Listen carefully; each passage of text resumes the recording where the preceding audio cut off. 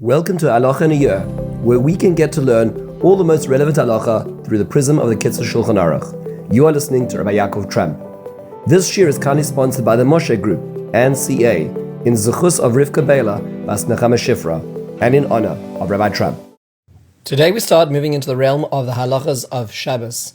We are now at Siman Ayin base, 72nd chapter in the Kitzur Shulchan Aruch, and we're going to be looking at the power of Shabbos and the importance of preparation. This is part one of this longer chapter, this longer section. We're going to be looking at four concepts today. Number one is the gravity of keeping Shabbos. Number two is preparation for Shabbos. Number three is things to refrain from on Erev Shabbos. Number four is Shnai Mikra, preparing by learning the parasha before Shabbos. Let's jump straight in. The gravity of keeping Shabbos. So we're told that HaKadosh Baruch Hu made Shabbos as a sign, as a reminder to us that He created this world. Ois Gadol, it's a great sign and it's a covenant between us and HaKadosh Baruch Hu that He created the earth. And therefore, it is foundational to our faith. And that is why that a person who keeps Shabbos is if they are keeping all the Torah, because it's foundational to the rest of the Torah, this basic principle as well. And consequently, in the opposite direction, if a person desecrates Shabbos, as a person didn't just desecrate one mitzvah, it's like they desecrated all of the Torah, because it is the underpinning of most of the belief of the Torah itself. So therefore, when a person keeps Shabbos, they are promised great reward beyond just keeping that mitzvah. The way based on the pasuk in Yeshayahu, the Rambam explains, it says, "Oz tisaneg al Hashem," then you'll have joy, you'll have wonder in Hashem. Hashem will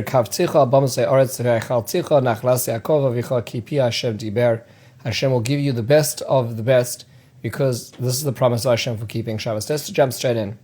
So first question, in this section we're going to look at three basic questions, and this is about the gravity of keeping Shabbos. Number one is, it sounds so serious, does this have normative halachic implications? The answer is yes.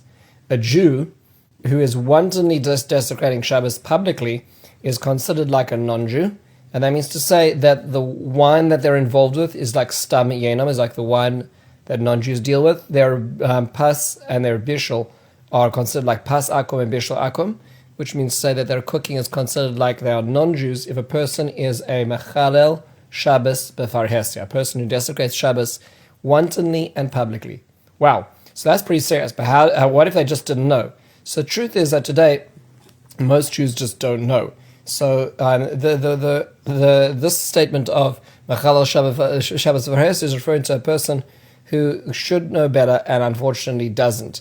That the average non-from Jew today just has no clue. Beryl Katz-Nelson, one of the founding secular Zionists in Israel, made the following statement: "We wanted to raise a generation of heretics, but instead we raised a generation of ignoramuses." And that's in general true about things. You have a few people who have a hard-lined idea, and they want to bring people up with that idea, but it doesn't turn out that it works out. Most of the people just need to focus on what's in front of them, which is food and family, and the immediate needs of the time. So most people, Shabbos V'Hares, may be more complicated to understand what their standing is in this as regards as well. Also, what does publicly mean? So it means in front of 10 Jews or more, or if it's just widely known what they are doing, that's also known as gossip, or today's social media. So if then that's considered public as well. Let's move into the more concrete aspects of halacha over here. Our second concept is preparing for Shabbos. So the Torah says, "Zachor es yom haShabbos l'kadoshoi," remember the day of the Sabbath to make it holy. This is a positive commandment. Shabbos has positive and negative commandments. We're going to deal with some of the negative aspects of Shabbos, which means things we don't do. It's important to appreciate that there's a lot of things we have to do. There's a lot of important things that we must do to ensure Shabbos is special. And so we're going to look at a few of them now. So how should I shop for Shabbos? So the halacha is that all week, if I see something unusual and something good, I see a good cut of meat, I see a nice dressing, which won't perish, so I've got refrigeration, or I have some way of preserving it, I should buy it for Shabbos. I should be looking forward to Shabbos as well. Should be noted, by the way, parenthetically, that Hillel Azak had a different way of doing things. He would have everything good that he saw when he came, and he would say Baruch Hashem Yom Yom, praise Hashem every day, and then he'd in his mind know that he would get something better for Shabbos when it came closer to Shabbos. We paskin like Shammai in this respect, and generally speaking, when we see something which is good, we say, no, our entire week is pointing towards Shabbos. Let's save that for Shabbos.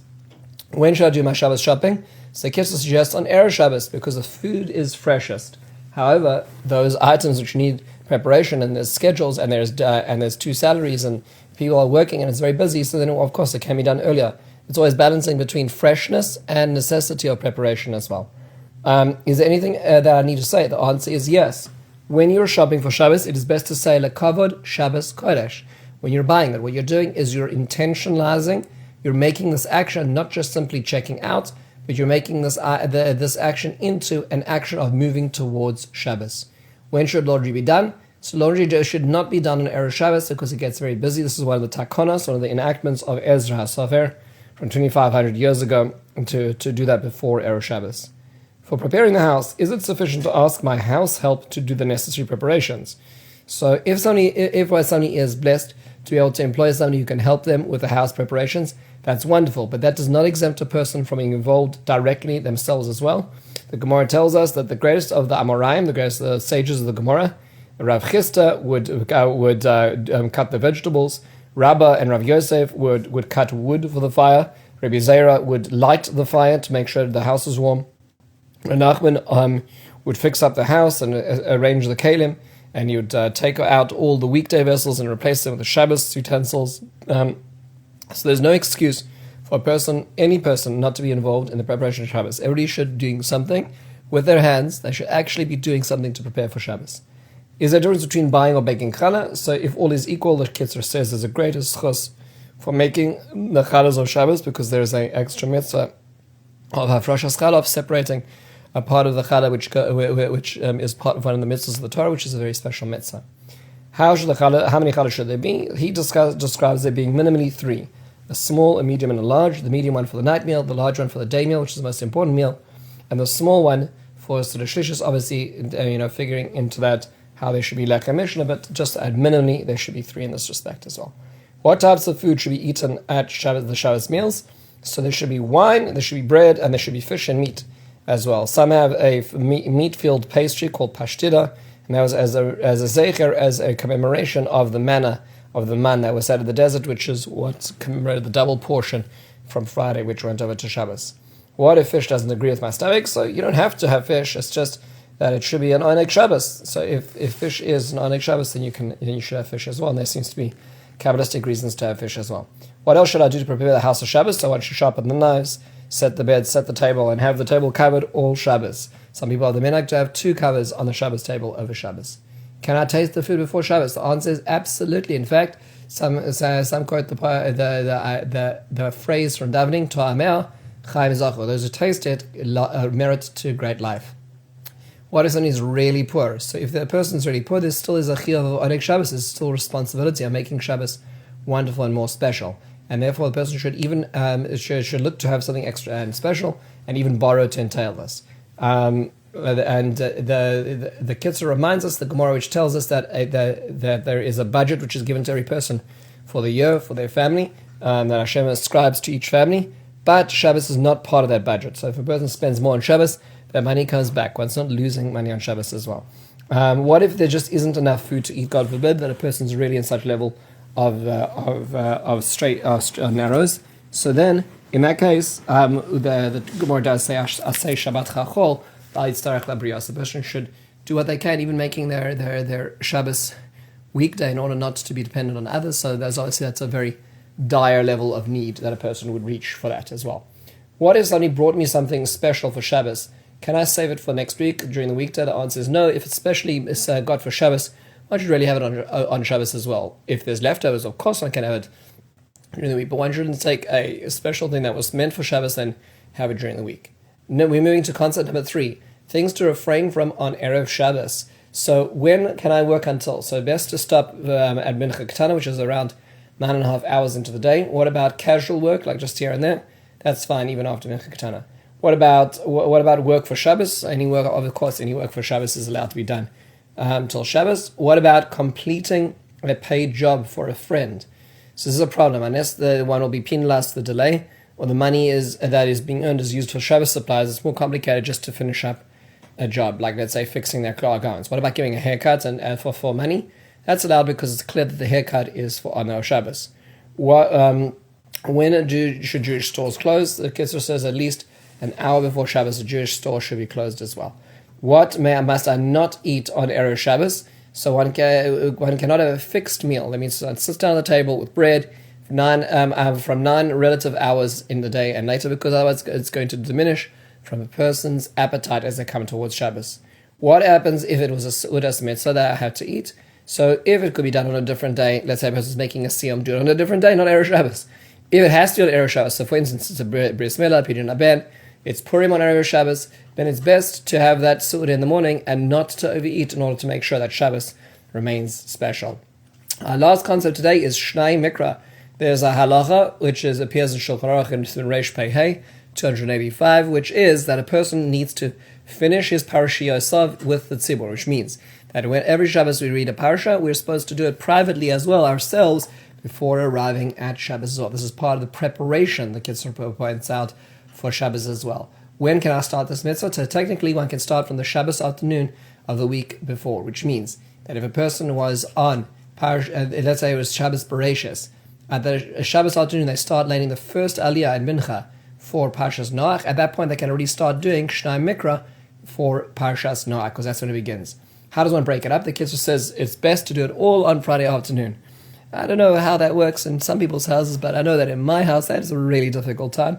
The Mishnah Berurah quotes the Vilna Gaon and says the other way to do it, and the best way to do it would be that to have one aliyah per day. That's 7 days a week, there's 7 aliyahs, and it's meant to be, this was the original Daf Yomi. This was the original idea that everybody's on the same page, everybody's doing one aliyah a day as they move towards the Parasha HaShavua.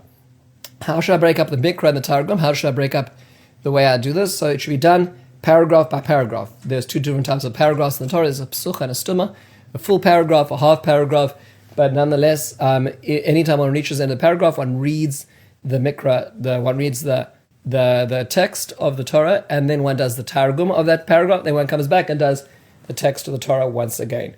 What is included in this? So obviously, nominally, the 7 aliyahs of the Parsha, and some even say the Haftarah. I would make a suggestion is do the Parsha first before getting to Haftarah. Just commit minimally to doing this. This is a mitzvah which is brought in Shulchan Aruch. Not all the other yomis which are wonderful, but the halacha of doing Mishnah Mikra is a very important halacha. Most people don't do it. Do that, and even if one doesn't get to Haftarah. What is Targum? So usually this is the Aramaic translation of the Torah. There's a Targum Unkelos. There are other Targumim. There's Targum Yerushalmi. There's Targum Yonasan ben Uziel as well. They incorporate a lot of midrashim. Optimally, Rashi is seen as a very excellent distilling of much of the ideas of Chazal, and could be learned in place of the Targum as well. If it's not possible, then one can learn it with a translation in a common language. The example the Kitzur brings is Tzena Verena, which was a German-based translation of the Torah incorporating ideas of Chazal.